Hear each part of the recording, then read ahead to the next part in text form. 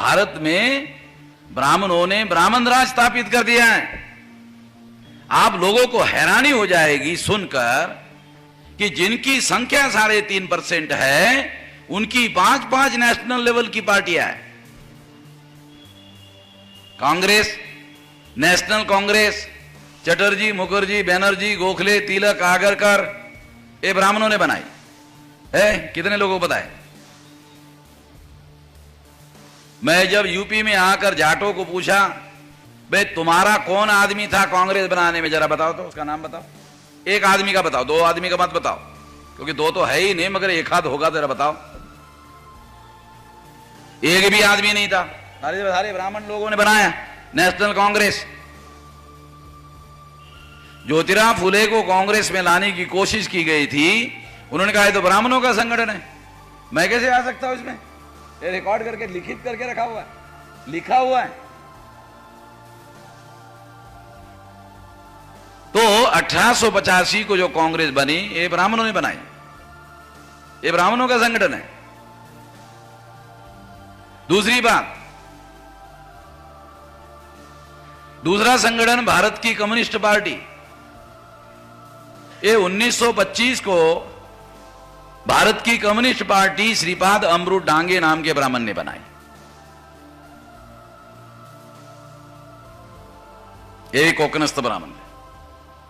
तीसरी पार्टी मार्क्सवादी communist party, ये केरला के EMS नंबूदरी ब्राह्मण ने बनाई।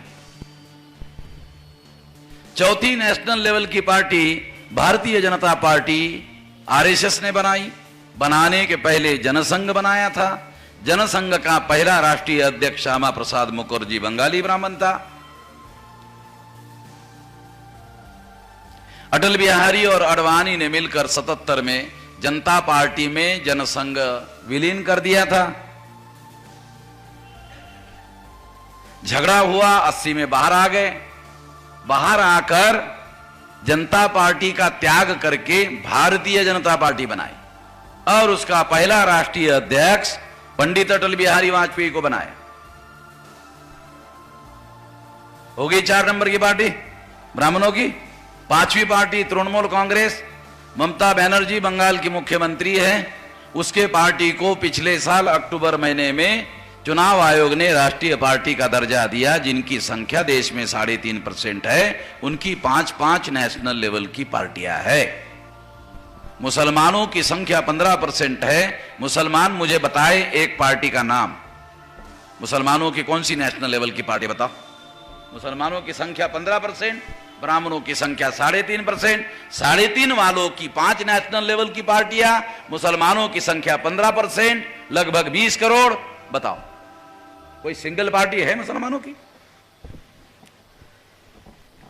अभी हमारे भाई जब मैं बोलने के लिए आया था तो उन्होंने रामनगर के बारे में कुछ बताया और कहा कि राम ने सृष्टि का निर्माण किया। मैं तो नहीं मानता। अगर राम दशरथ का बेटा है, वो इस धरती पर मां बाप से पैदा हुआ है, वो सृष्टि को पैदा कैसे कर सकता है? जो खुद मां बाप ने पैदा किया वो सृष्टि को कैसे पैदा कर सकता है? मौलाना समझ रहे क्या? जो खुद उसके मां बाप ने पैदा किया वो सृष्टि को पैदा कैसे कर सकता है?